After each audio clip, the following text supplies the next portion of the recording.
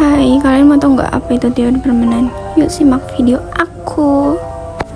Teori permainan dalam riset operasi itu sebenarnya membahas tentang cara mengambil keputusan saat kita berada dalam situasi persaingan.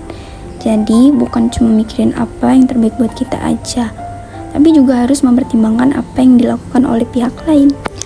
Bayangin kamu lagi bersaing, misalnya dua perusahaan yang sama-sama ingin menarik pelanggan.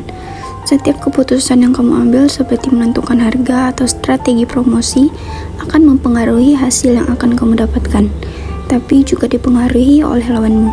Nah, disinilah teori permainan dipakai untuk mencari strategi yang paling menguntungkan atau paling aman dari kerugian. Dalam teori ini ada beberapa hal penting seperti siapa saja yang terlibat atau pemain dan pilihan yang biasa diambil atau strategi. Dan hasil dari setiap pilihan tersebut, keuntungan atau kerugian, biasanya semua itu disusun dalam bentuk tabel supaya lebih mudah untuk dianalisis. Tujuannya menentukan strategi terbaik, memaksimalkan keuntungan, mengurangi risiko, dan menganalisis tindakan lawan. Misalnya, yaitu keputusan yang tetap menguntungkan meskipun kita tidak tahu pasti apa yang akan dilakukan lawan.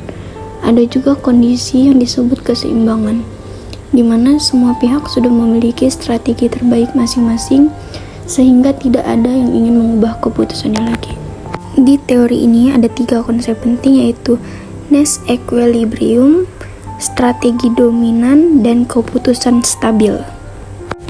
3 konsep menurut Nash equilibrium yaitu tidak ada pemain ingin mengubah strategi, sudah kondisi paling optimal dan sering muncul di kehidupan nyata. Contohnya, jika ada 2 perusahaan yang memutuskan harga produk dengan harga tinggi atau harga rendah, mereka berada dalam Nash equilibrium. Ketika pilihan mereka misalnya sama-sama menetapkan harga rendah adalah keputusan terbaik, mengingat perusahaan pesaing juga menetapkan harga rendah. Tidak ada perusahaan yang akan meningkatkan harga sendiri karena akan kehilangan keuntungan. Secara ringkas, Nash equilibrium menggambarkan situasi kebuntuan stabil, di mana setiap pihak telah memaksimalkan posisi mereka berdasarkan tindakan pihak lain. 3 konsep dari matriks payoff yaitu digunakan untuk melihat hasil, berbentuk tabel, dan menunjukkan keuntungan tiap pemain.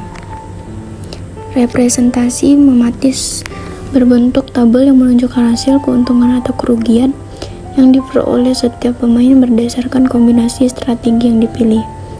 Ini adalah alat utama dalam analisis permainan untuk menentukan strategi optimal.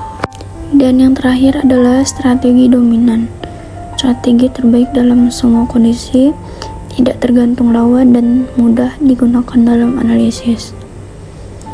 Strategi ini krusial dalam ekonomi dan bisnis untuk menganalisis persaingan oligopoli, di mana perusahaan sering membuat keputusan berdasarkan antisipasi tindakan pesaing. Teori ini memiliki kelebihan dan kekurangan. Kelebihannya yaitu membantu ambil keputusan, memahami strategi lawan, dan bisa diterapkan luas. Nah, kekurangannya tidak selalu akurat, asumsi kadang tidak realistis, dan sulit jika banyak pemain. Aku bakal kasih 1 contoh dari realita hubungan anak Gen Z. Dalam hubungan kadang kita mikir, aku harus baik duluan atau nunggu dia. Kalau dadanya jujur dan tulus, hubungan bakal adem dan nyaman. Tapi kalau salah satu mulai cuek atau nggak jujur, yang lain pasti ke-trigger. Akhirnya gimana? Dua-duanya jadi sama-sama jaga jarak, sama-sama gengsi. Padahal kalau dari awal sama-sama terbuka, hasilnya pasti bisa jauh lebih baik.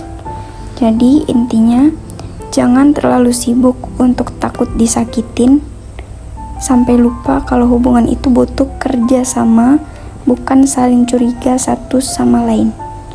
Oke, terima kasih.